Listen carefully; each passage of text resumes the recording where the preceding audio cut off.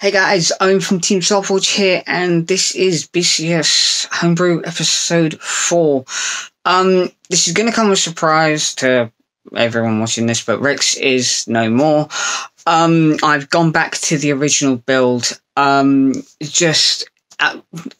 there are various reasons, but I will let you know about all those after the run through. Okay, so we start off with the starter, which is for baby little Tyranno. It's a utility card that actually helps with Neverose turns.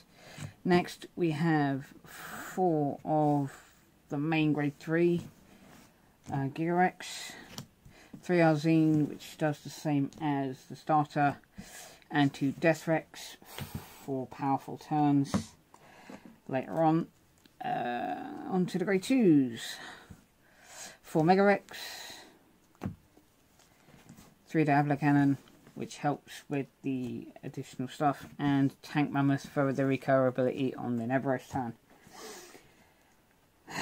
Next up, 4 Raven Terror, 2 Noah to help gauge, and it's the same with Lacerate.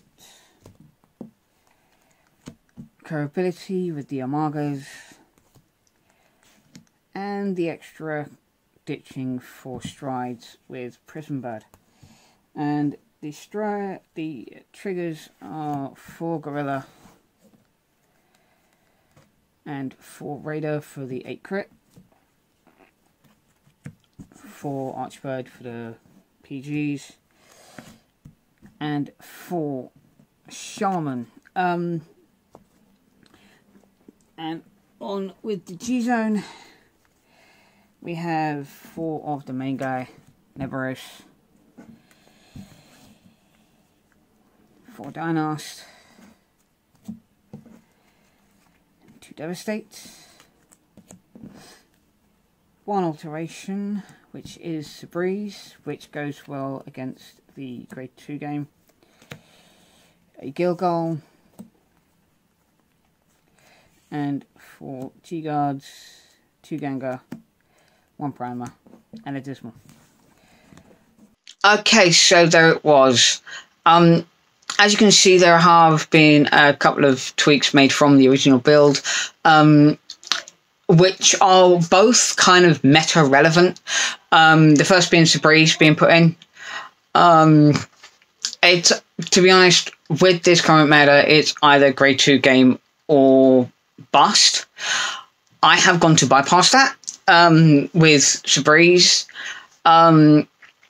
It gives me the extra drive check, and also it kind of sets me up for a little help when going against the main stride of my opponent's deck.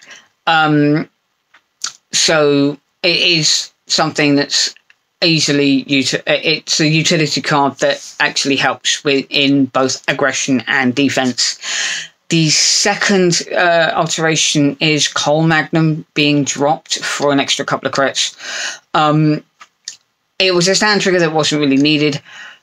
It was a decent utility card, but as I said, with the current meta, I need more aggression than utility in my trigger lineup, so that is why it is been removed. On to the reason that this video, why I've gone this route, is mainly for research purposes, actually. To kind of analyze the deck at every moment I can. Yes, I've played this before, but I played it, ran it, didn't think much of it. I'm now doing this to find out how it runs so well, why it runs so well, and what impact it can potentially make given the right circumstances, which will all be revealed in the tournament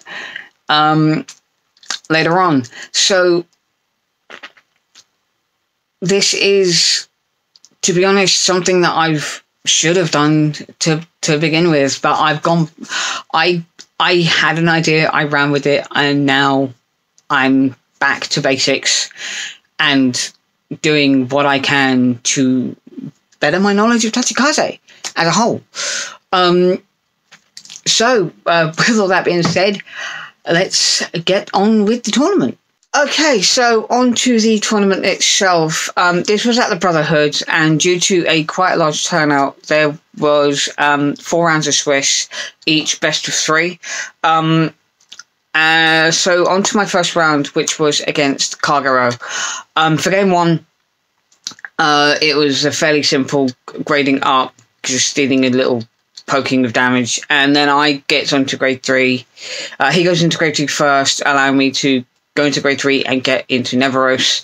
I attack for a total of 8 times, getting him up to 5 damage, with, well, 3 counter blasts for him. And then he proceeds to go into the grade 3, which brings out the token, and because he's running so many stand triggers, this token is just restanding and attacking and just like completely blew me out, ripped my hand and killed me in 1 turn. And unfortunately game 2 was pretty much the same, so with that one I actually got 2 losses. Second round was against Great Nature. This one was actually quite fun. This was a big belly build. It was really fun to just kind of go up and like stride into Neveros. They strode into row 3 first. I was able to stride first. Got into Neveros, did the full 8 attacks again. Then they got into their premium collection stride and was able to get the skill off and like just was able to get their units up to significant attack to just whittle me down, so I couldn't go for a more just as powerful turn the next time, which I was able to get a second Neveros off, but unfortunately when they strode again they were able to kill me on that turn, so that was the first loss. The second game was a lot more fun. We ride up, I've gone second, so they've rode into their grade 3. I've gone into Neveros. I've gone all out, all ham. I was able to get a really good, decent amount of attacks in, got them up to 5, and then they bring out Zoa, putting a mini belly at 9999 with a monoculus behind it, and they drop a normal unit, which means I can't guard, drops the trigger, which means I can't guard the triggers or sentinels. But I'm able to double G guard, intercept, and drop down 3 cards from my hand to kind of block this huge attack. Then they swing with the Vanguard, putting a trigger onto PG. They put a trigger onto a unit on the Excel Circle, and that was which was a critical, which actually got me up to 6, and I actually lost both games on that one as well. Third round was against Royal Paladin, and fortunately it wasn't against Connor. Oh my god, if I'd have gone against him this time, I would have more than likely just cursed, but gone with it, but it wasn't him, which was lucky. He was... we both rode up, we both poked. I did a sneaky little tactic of riding into Mega Rex and not even attacking, leaving him at 1 damage with a which was a counter blast. So when he rode up to grade 3, he had to choose his skills wisely because he only had 1 damage to play with, which actually worked highly in my favor because he didn't really do much. All he did was rode into Alfred, Monarch Sanctuary Alfred, and got Blaster Blade out of the soul. And that was his 1 damage for 1 CB for the turn. I rides in, goes into Neveros, gets a shit ton of attacks in, pumps him from 1 to 5, and with a massive amount of cards in my hand, he has to go into Agnos. Because I've dropped his hand down so much. He goes into Agnos, just calls a couple, and can't deal me enough. I ride into Neveros again, go ham, I win my first game. Yay! Second game comes along, and it's pretty much the same going back and forth, but he's learnt from the first game that how to kind of counter me, and he rushes hard. Rocks my hand down, I can't go into Neveros, so I go into Dynast. Actually, doing a really unusual but sneaky play by dropping down Raven Terror, engorging the Raven Terror, and popping my starter to pop his Elron. So he can't use this. So he's unable to use the skill when I go get the damage off, and I'm able to get 3 units out due to the skills, and I've got another attack to go off. Obviously, I've got him up to about 4 at that point. He rides in, he comes in and just is able to get me on up to high damage. I go into Devastate and go for it. I don't get it, and he's able to actually kill me on his next turn, so it's 1 apiece. Then time is called. This is where it gets interesting. On time is called, I decide to go second, which means that I'll get 2 attacks in where he gets 1, which gives me the advantage due to being called on time. We're both guarding to stop any damage running through, and when I mulliganed, I made a huge mistake and kept a grade 3 in hand. On talking with Connor and thinking about it, that was a major foul on my point, because I ended up with 4 grade 3s in my hand at the end of it. I was able to got enough, but obviously he brought out enough units and was able to just deal me 1 damage on sudden death, and I lost that round with a double loss, but I still got to win.